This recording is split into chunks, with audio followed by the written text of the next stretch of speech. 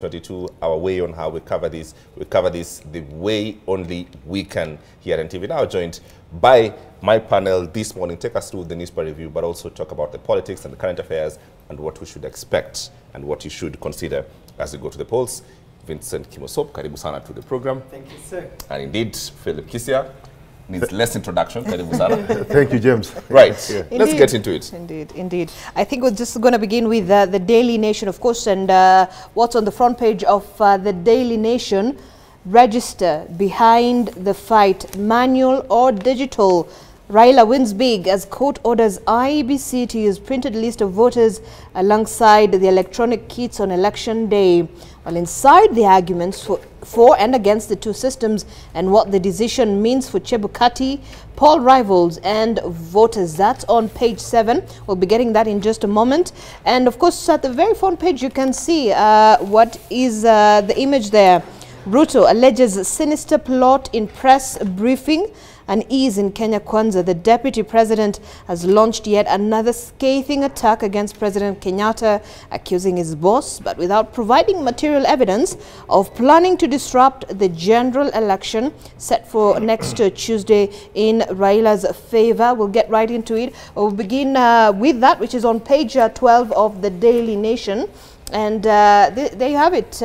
He says the president was behind the alleged night meetings called to plan conflict ahead of the August 9th polls. And this is, I think we've witnessed this, statements being made by the deputy president over the past campaigns, just a couple of weeks ago, I think, as well, while he was in Western region.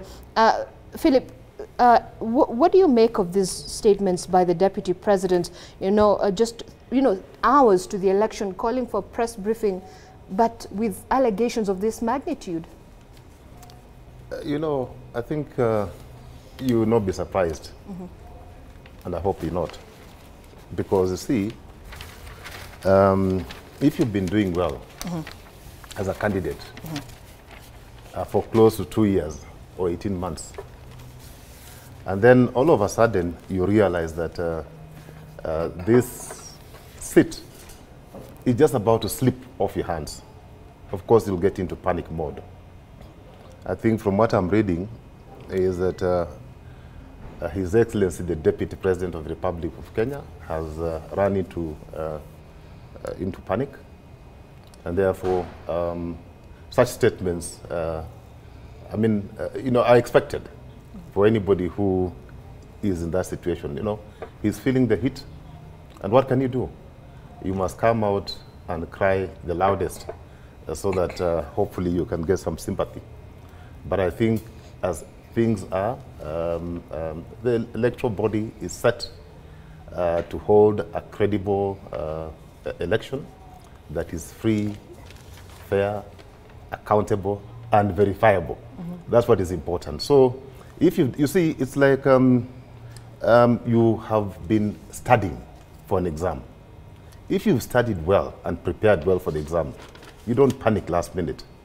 But if you've been joking around with your time, of course, you're bound to panic. It happens, even to students. So I'm not surprised. Vincent. Let me say this. Elections are about two things. Elections are about heads and about the heart. So the head is the plan or the manifesto, the things that you launch. That is meant to bring and sell your agenda and tell people what you intend to achieve. But for people to come out and vote, one of the things you have to do is to appeal to their hearts. And at times appealing to their heart might not be as intelligent as the way you'd want to appeal to the minds of people. So for me, what I see it is the galvanizing your base, that if you don't turn up, if you don't come in numbers, then we might not get this thing. So for me, I read the strategy of now that the president has come out clearly campaigning for his competitor, then the only thing that you would throw into the fall is that he's still the commander-in-chief. He can talk to the chiefs. So the people who can only stand on my side for me to get this thing, as Honorable Philip has said, is that turnout come, let's vote. Let's show them that we are the people. So it is part of the campaign strategies. I think for me, what I would say is that hopefully it remains at that it is not there's nothing beyond the political campaigns that we should be concerned about, so that also Kenyans can exercise their democratic right, come and vote, and then that decision is what stands, because the will of the people is actually what even the constitution envisages, because the power resides and rests with the people. I want to talk briefly about these specific allegations, and it's about, the use of administrative, units, the provincial administration, the chiefs, assistant chiefs, DCs, and the rest of it. It's not the first time we're hearing of these claims, but the deputy president is part of the system as well. So, benefit of doubt, does he know something that we don't? I mean, if you are part of the system, and His Excellency, the Deputy President of the Republic of Kenya, is second in command. Unless he is now telling us that he doesn't sit in security meetings, he no longer attends cabinet meetings where all those decisions are taken, then maybe there's some a cause for alarm.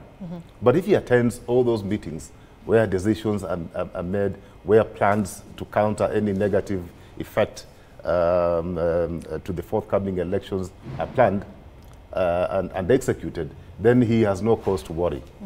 But making sweeping statements, and for that matter, in my view, which are quite dangerous, because 4 days for elections, and second in command is casting aspersion in the electoral system. I think we need to be a bit careful with our utterances at this point in time.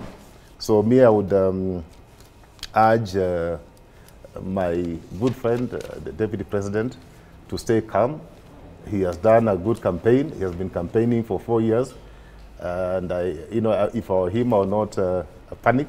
Like my brother said, this is the time maybe to whip emotions. But don't you see there's some sort of, legitimacy to his concerns with regards to those allegations? And, talking about, those leaflets, found in those parts of the country. And of course, we also know there are some people who've been actually arrested with regard to the same. You see, that's why they're allegations, and they remain allegations until they're proved. Because we don't know who is behind this mischief. It could be either side. Okay, so let us treat it as mischief, and what I would urge the security agencies is, to ensure that those behind those leaflets are arrested and put where they belong. Put where they belong. But I think there's no cause for alarm. This is nothing new. Leaflets have been there before, but I think the only difference this time round, I think. And I don't want to speak on behalf of our security agencies, but I think from the experience we've had in 2007, 2017, they are more prepared for any eventuality. I think for me, what I would only be concerned about is, since we have a history, for example, if you look at the way our elections and our mobilization, the truth of the matter is that we mobilize fast from an ethnic perspective. In fact, even Tom Mboya says that if you want to win an election in this country, you require 2 tribes and a small one. And of course, the 5. So let me not go into that direction. For me, when it gets to a place whereby people are arrested, I think what I would have appreciated more is somebody at a higher top of echelons in authority to come and speak to them. I come from the Rift Valley. We've seen what happened in 2007, and when you start, when leaflets, for example, target one community over the other, beyond the politics, we are talking about the lives of the people. So what I would really appeal to those who are in positions of responsibility, that beyond the arrest, because even the people who are arrested were university students. You see, these are where they are at in terms of the hierarchy and political mobilization. They are university students. We know truly that there are financiers behind this, there are politicians behind this, so that it receives the attention it deserves because of the veracity of the issue at hand.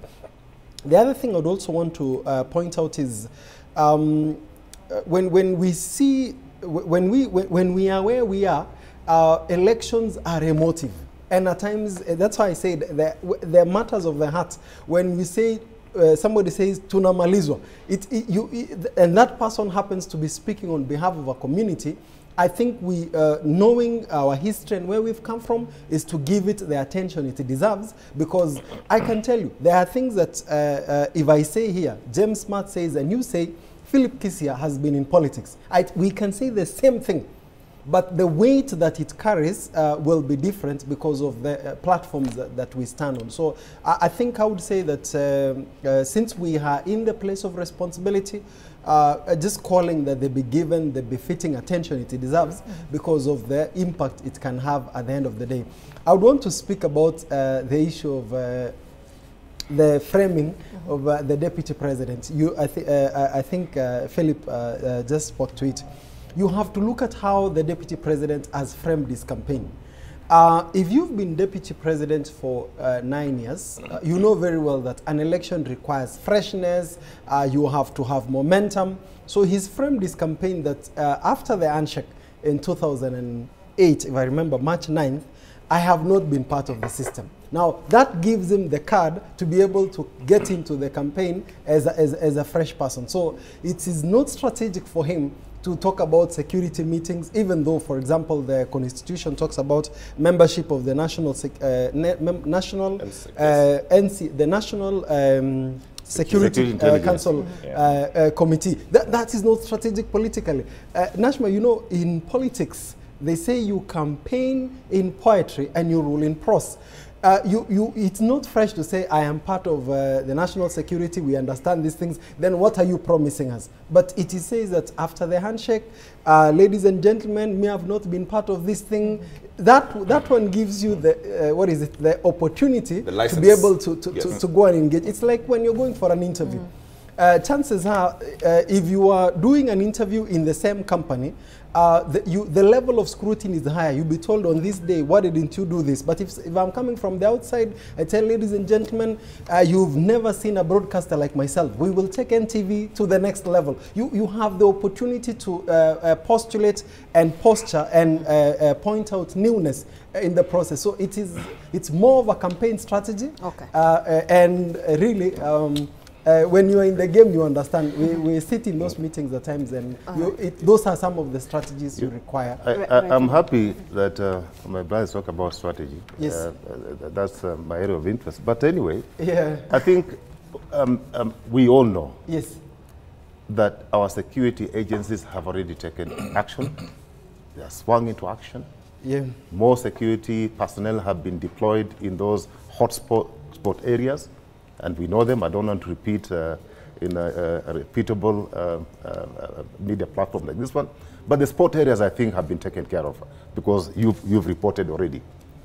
You know, increase in personnel, increase in machinery, increase in ammunition. So the level of preparedness in those particular sport areas, I think, is quite high. As for Ruto coming up with a strategy of saying that I have one leg in and one leg out, in my view, has, you know, fell flat on his face, because you know, as somebody who is exercising leadership, you must take a position. Are you in or are you out? You can't say I'm in today, or half of my body is in, the half body is out.